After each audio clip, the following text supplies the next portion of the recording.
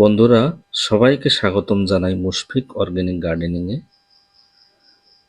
আমার চ্যানেলটি যদি সাবস্ক্রাইব না করে থাকুন, প্লিজ সাবস্ক্রাইব করুন আর বেল আইকন দাবাইয়ে দিন, কারণ বেল আইকন দাবালে আপনারা আমার নতুন ভিডিওর নোটিফিকেশন দেখতে পাবেন। সেখানে গাছপালা সম্পর্কে বিভিন্ন ধরনের তথ্য নিয়ে আমি ভিডিও বানাবো। আর চ্যানেলটি যদি ভালো লাগে বন্ধুরা, প্লিজ লাইক করুন।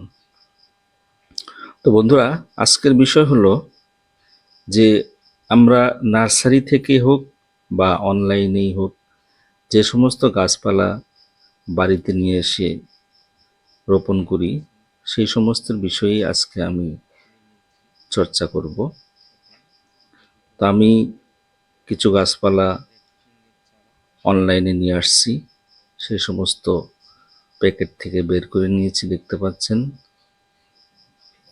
এই গাছগুলো কলকাতা থেকে নিয়ে আসছি।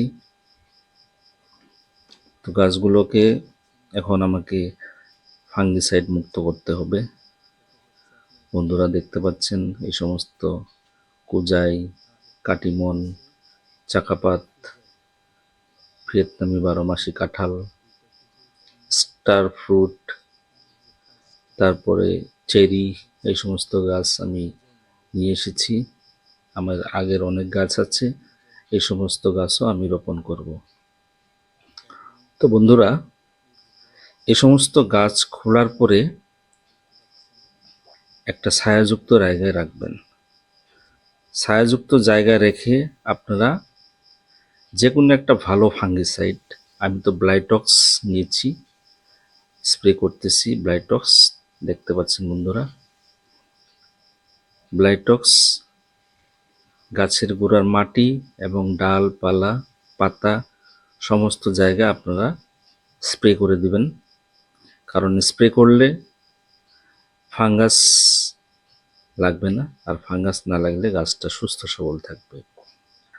তো বন্ধুরা, আপনারা যদি গাছ নিয়ে আসেন, এইভাবে যে কোনো একটা ভালো ফাঙ্গিসাইড দেখে স্প্রে করবেন।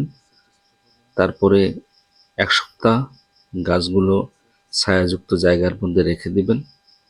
রাখার পরে আপনারা গাছগুলো টবে হোক বা মাটিতে হোক রোপণ করতে পারবেন।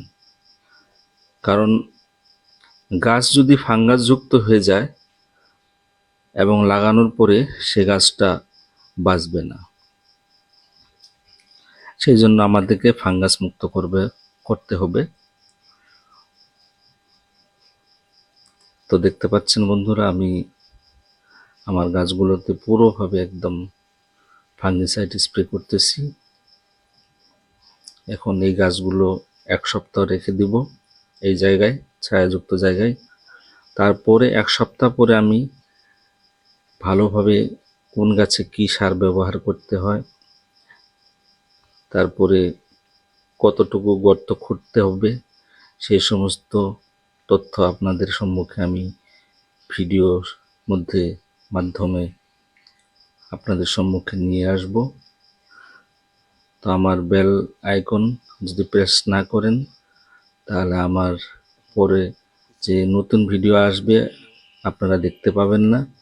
তো সেই জন্য আপনাদের সবাইকে অনুরোধ জানাই, আমার চ্যানেলটি সাবস্ক্রাইব করবেন এবং বেল আইকন অবশ্যই প্রেস করবেন। সবাইকে ধন্যবাদ।